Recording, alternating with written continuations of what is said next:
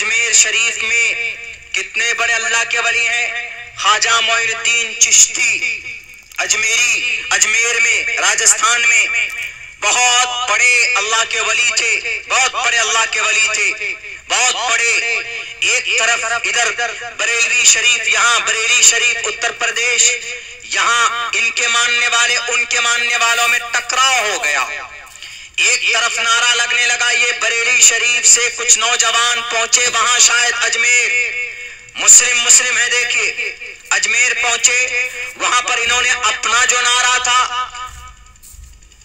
قریہ قریہ تاج الشریعہ، اس طرح کا نعرہ تھا۔ قریہ قریہ مطلب، قریہ کا مطلب گاؤں گاؤں، تاج الشریعہ تاج الشریعہ، تاج الشریعہ ان کے کسی اللہ کے ولی کا، کسی ان کے بزرگ کا نام ہے، یعنی گاؤں گاؤں میں تاج الشریعہ کا ہی نام ہو۔ میں یہ کہنا چاہتا ہوں، صرف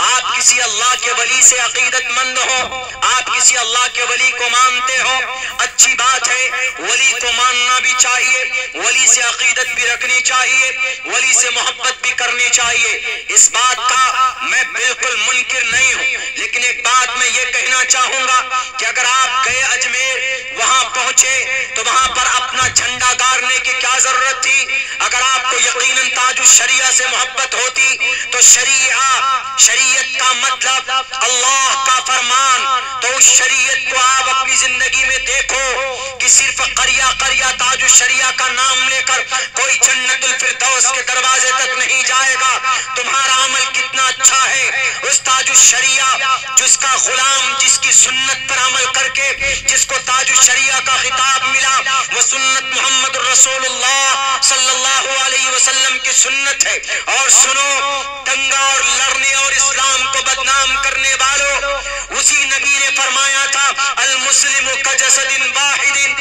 مسلمان ایک جسم کے مانند ہے۔ تم اجمیر شریف میں جا کر ایک دوسرے کے خلاف ڈنڈے اٹھاتے ہو اور ان لوگوں کو موقع مل جاتا ہے، یا آپ کی ہڈیاں اور گوشت چبانے کے لیے بیٹھے ہوئے ہیں کرسی اقتدار پر، اور تم مسجد اور مزار کے نام پر لڑتے رہو گے۔ کیا بتا سکتا ہے مجھے اجمیر کے وہاں کے جو ذمہ دار ہیں، یا ہمیں بتا سکتا ہے بریلی شریف کے جو ذمہ دار ہیں کہ تمہارا کلمہ کون سا ہے اور اجمیر والوں کا کلمہ کون سا ہے؟ تاج الشریعہ کا کلمہ کون سا اور معین الدین چشتی کا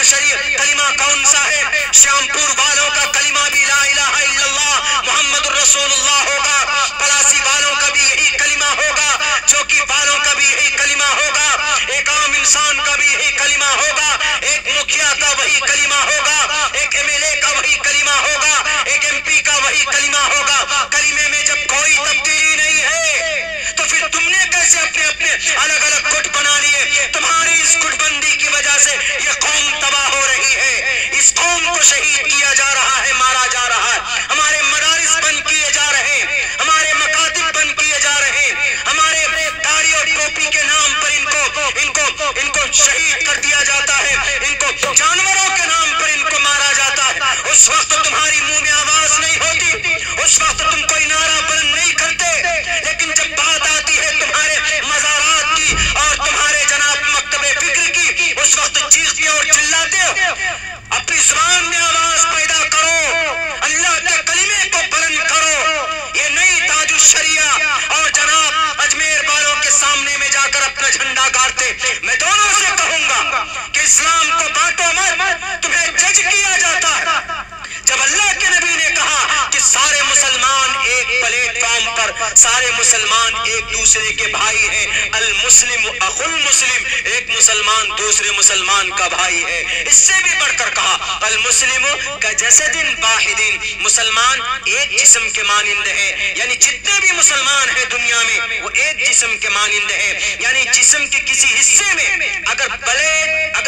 کوئی خراش لگ جائے یا کٹ جائے یا انگلی ٹوٹ جائے، آدمی تڑپتا ہے، پوری بدن کو درد ہو جاتا ہے، سر پہ درد ہو، پیٹ میں درد ہو، کیوں آپ کا ہاتھ بے چین ہوتا، کیوں آپ کی زبان سے آواز نکلتی ہے؟ ایسے ہی ہونا چاہیے۔ اگر ایک مسلمان کو دنیا میں کہیں تکلیف ہو ہو تو پوری دنیا کے مسلمانوں کو غم ہونا چاہیے، اس کی تکلیف دور کرنے کے لیے دعائیں کرنی چاہیے، لیکن ایسا کرتے نہیں، بس اپنی اپنی ڈگڈگی بجاتے ہیں سب۔ اس وجہ سے تو یہ قوم تباہ و برباد ہو رہی